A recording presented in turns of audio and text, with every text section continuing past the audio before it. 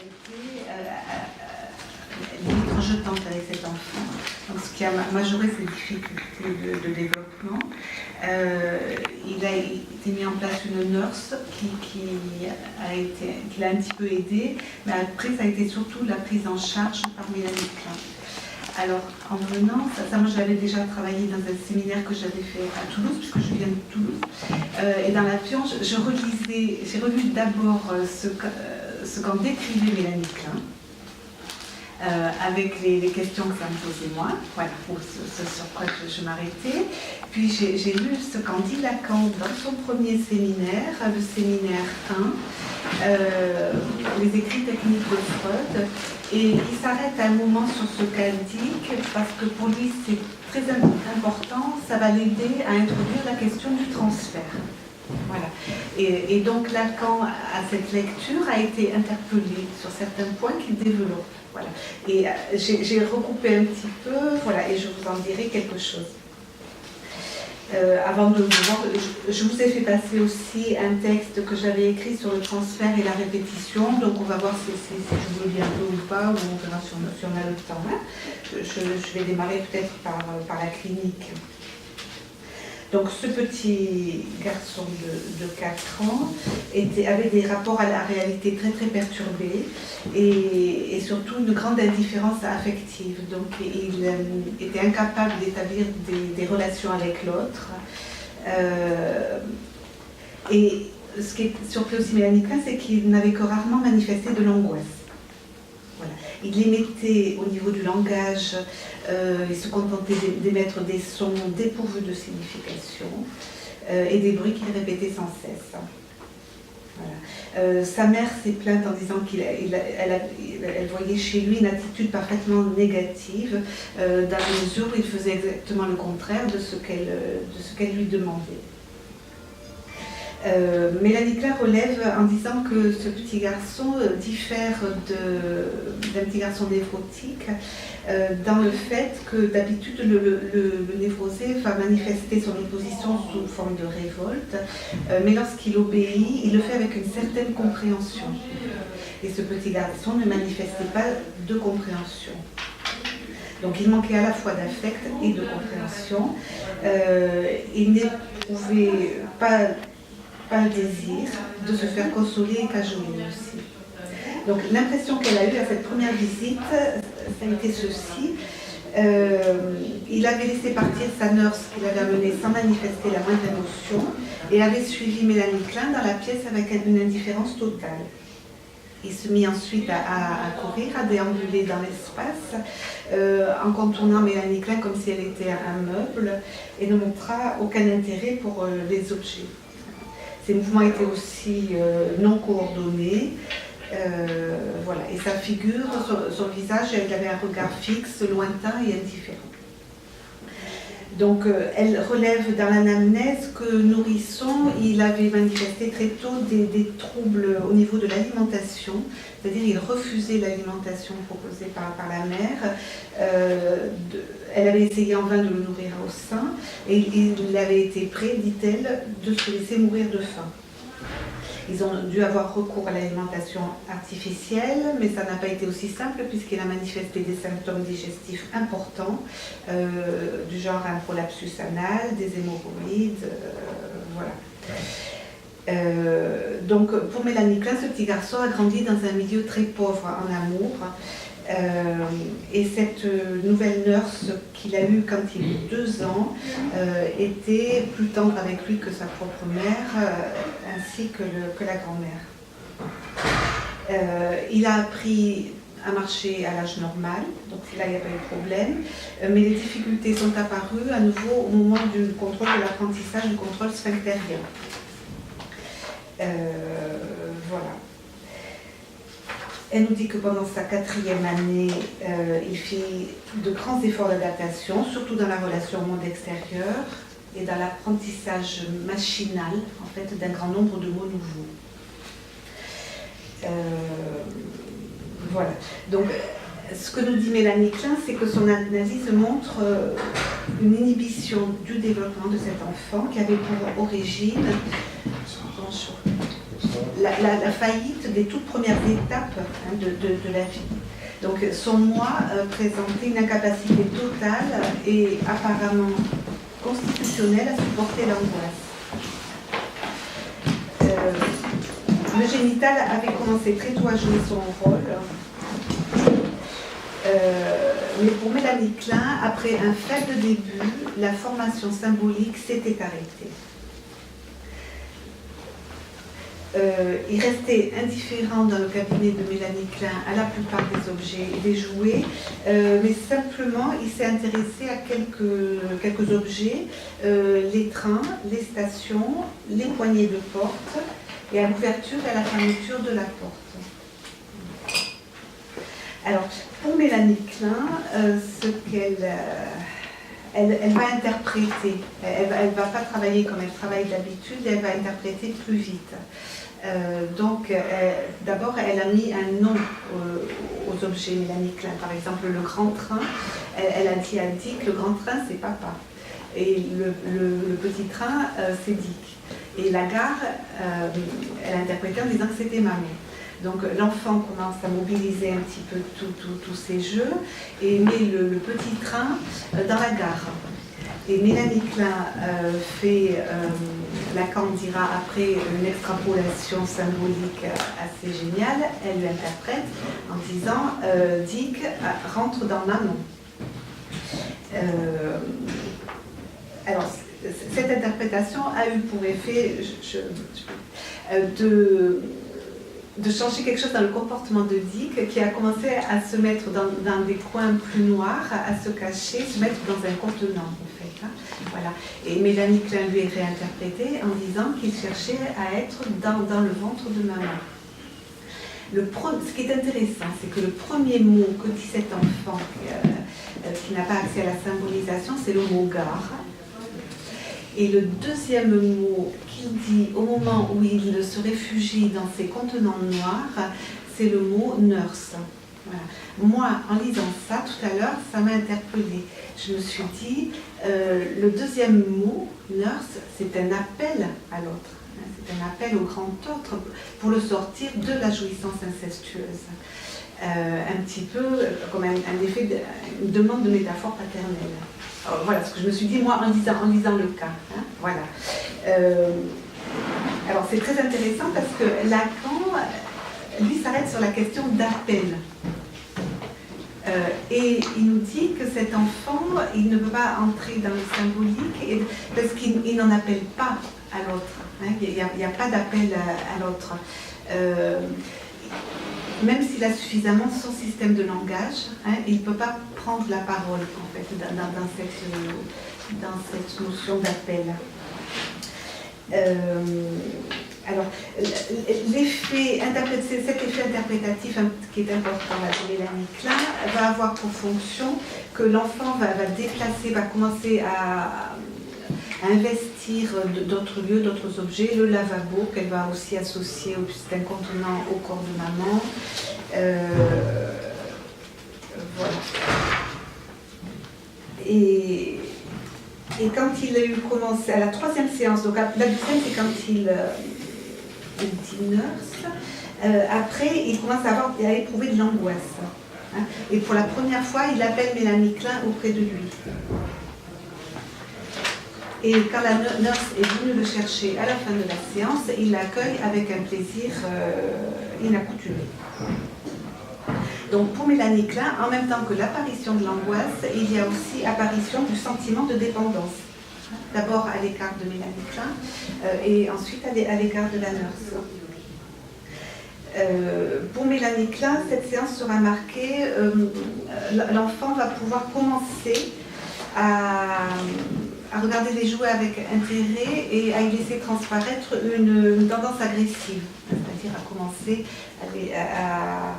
à couper. Alors, il dit, le mot suivant, il dit couper. Il veut commencer à couper, elle lui donne des ciseaux, mais il ne sait pas s'en servir. Voilà. Donc,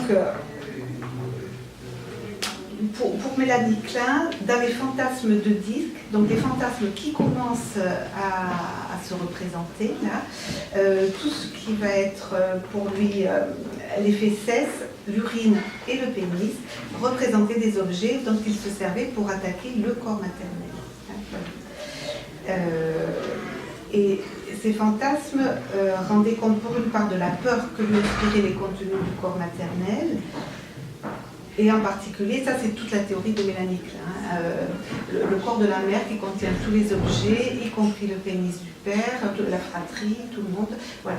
Et l'enfant a des pulsions agressives envers cet intérieur fantasmé, mais en même temps commence à avoir des angoisses persécutives du fait que tout cet intérieur peut se retourner contre lui. Alors, quand elle dit « nous en vînmes à observer », moi je me suis dit, est-ce qu'elle va interpréter, est-ce qu'elle lui dit en même temps tout ça parce qu'après, elle fait tout un développement sur l'introjection du pénis paternel.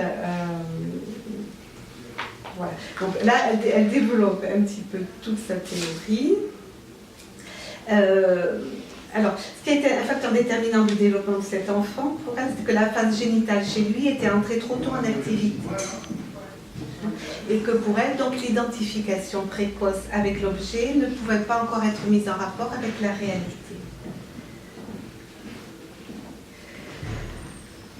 Voilà. Donc, il lui fut possible, elle dit, dans l'analyse, d'accéder à son inconscient. Donc, ce qu'elle a fait, en fait, en sortant de son cadre habituel de traitement avec les autres enfants, c'est qu'elle a tenté d'accéder à l'inconscient de Dick, en établissant un contact avec les rudiments fantasmatiques et de formation symbolique dont il faisait preuve. Voilà. Donc ensuite, elle déploie chaque progrès de l'analyse qui est suivi par de nouvelles libérations, de nouvelles quantités d'angoisse et qui pousse l'enfant à d'autres équations. En fait, ça c'est important aussi dans la théorie de Mélanie Klein, c'est que l'angoisse est moteur et va déplacer et va pousser aussi à ce que surgissent tous les éléments oedipiens, de l'Oedipe. Donc ce qu'elle remarque aussi que dans l'amélioration de Dick, c'est que tout l'accroissement de ses intérêts et l'établissement avec elle d'un transfert de plus en plus fort allait de pair avec l'apparition pour elle de la relation d'objet, voilà, qui était auparavant absente. Et ensuite manifester le désir de se faire comprendre, à l'aide de son vocabulaire encore pauvre, mais sans cesse croissant, remarque Mélanie Klein.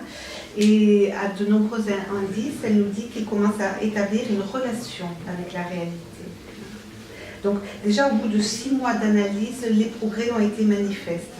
Il a été possible d'entrer en contact avec cet enfant, d'éveiller l'angoisse et de progressivement la réguler.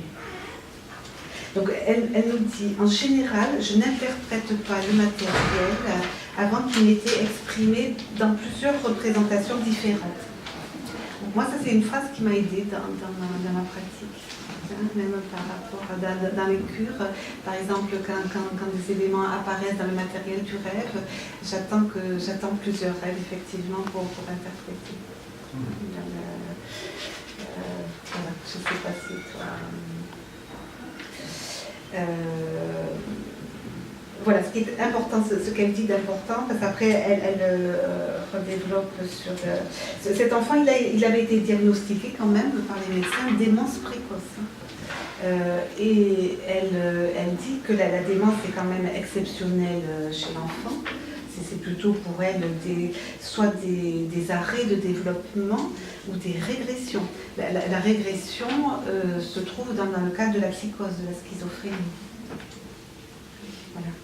Et elle nous dit qu'elle a acquis la conviction que la schizophrénie est beaucoup plus fréquente chez les enfants qu'on l'admet en général. Pour elle, donc, cet enfant, il n'était pas en régression, il était en arrêt.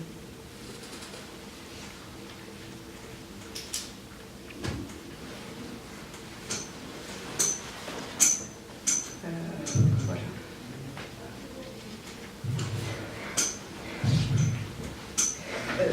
Un point important sur le sadisme, parce que si ça c'est important, je vous le dis, je ne sais pas si vous l'avez abordé, tous les stades précoces pour Mélanie Klein du conflit oedipien sont dominés par le sadisme.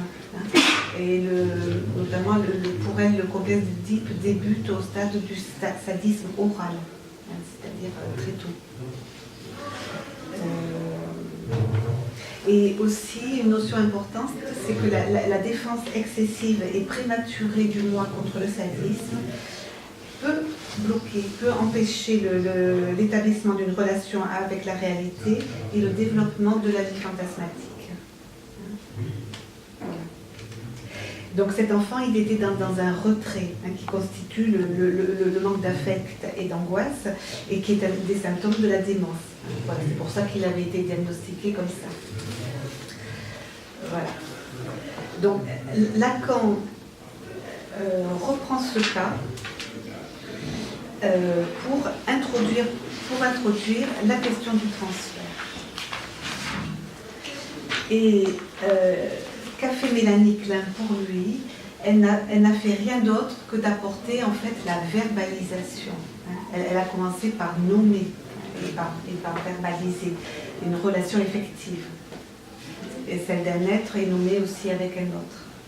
Elle a certes plaqué la symbolisation du mythe oedipien, mais pour l'appeler par son nom.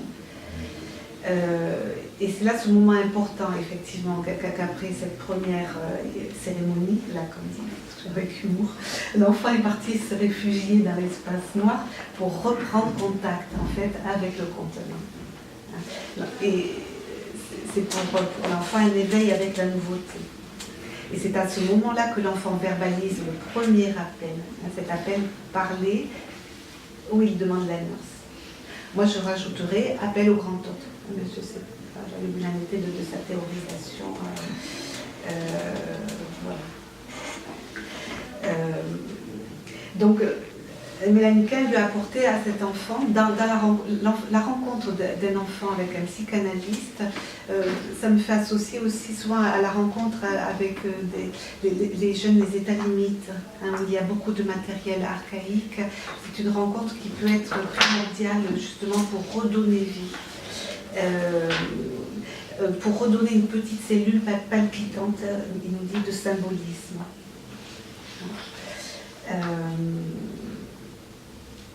Donc, nous suivons Mélanie Klein dans le registre que Lacan théorisait dans ce premier séminaire, qui est la question du registre de l'imaginaire.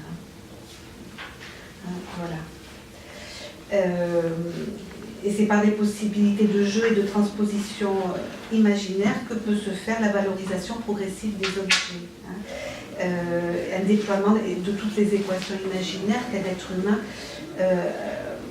peut avoir avec les multiples objets qu'il a à sa disposition et qui le différencient du monde animal. Dans ce sens-là. Voilà. Alors, sur la question de l'appel, j'y reviens. Pour Lacan, cet enfant, le point significatif, c'est ceci, c'est qu'il n'adresse au départ aucun appel. Il n'y a aucun appel à l'autre. Mélanie Klein, il est indifférent quand il rentre dans le bureau.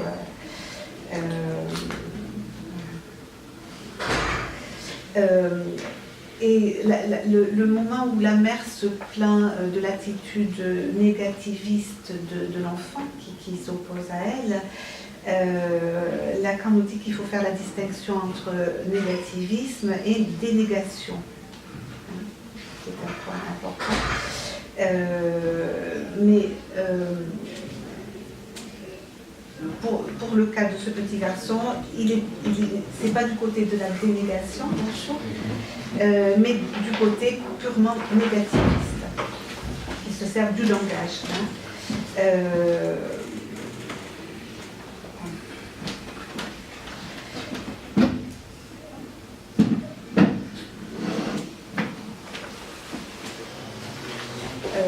Chez l'être humain, il peut avoir un développement ultérieur plus riche parce que ça se produit chez un être qui a déjà acquis le niveau du langage.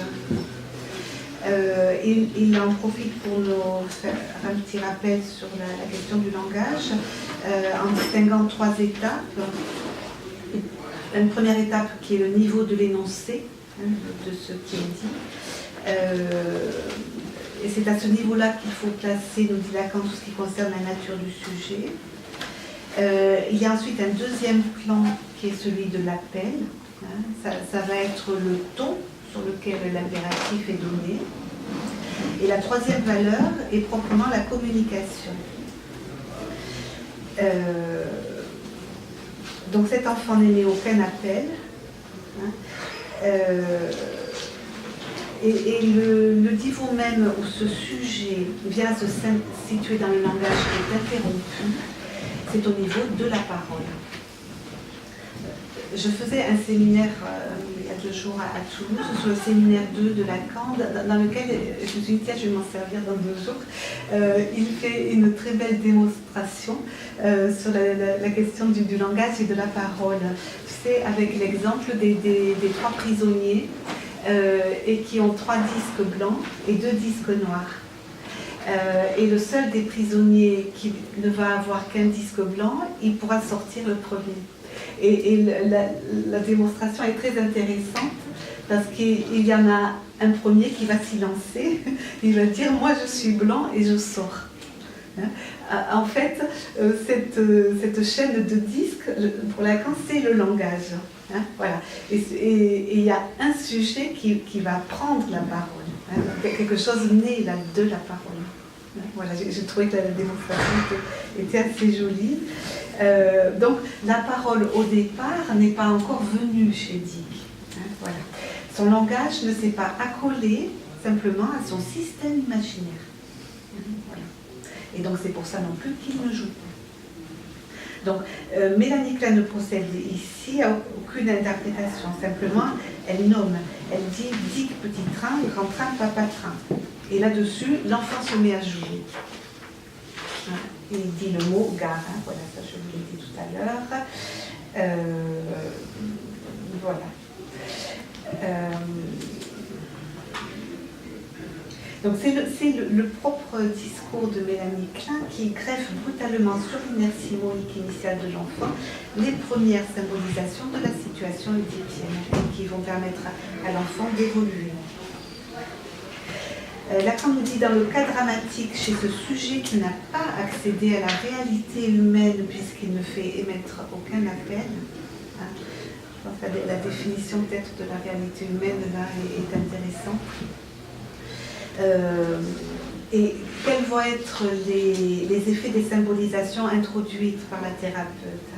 Elles vont déterminer une position initiale, en fait, à partir desquelles le sujet va pouvoir faire jouer l'imaginaire et le réel, et donc conquérir son développement. Voilà. Il va ensuite s'engouffrer dans une série d'équivalences, dans un système où les objets vont pouvoir se substituer les uns aux autres, donc dans une équation.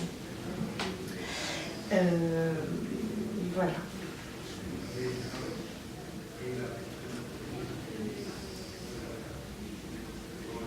Peut-être je vous lis ça.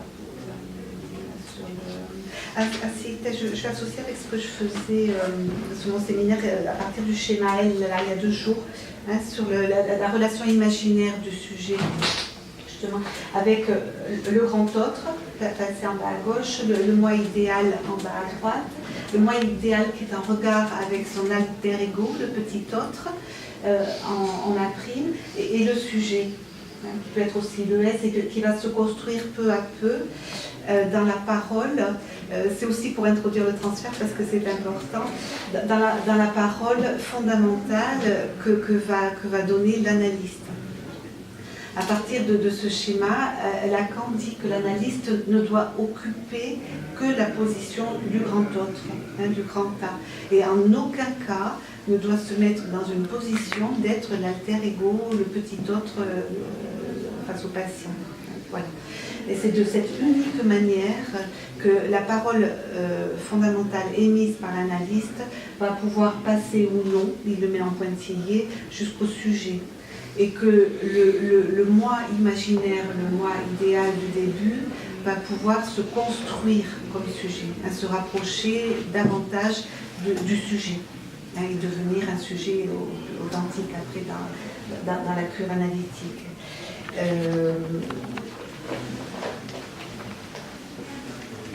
Voilà, donc Mélanie Klein s'est posée dans cette position dans le transfert importante. Et développement de l'enfant va prendre son départ de cette première fresque que peut constituer une parole significative, une parole fondamentale qui, dans la loi de la parole, humanise l'homme. Voilà. Donc, dans cette observation, nous dit Lacan, on voit jouer chez l'enfant, indépendamment, la série des relations préverbales et post-verbales. Il va pouvoir structurer ce monde. Le ressort de cette observation, ce qu'on doit comprendre, nous dit Lacan, la vertu de la parole, en tant que l'acte de parole est un fonctionnement coordonné à un système symbolique déjà établi, typique et significatif.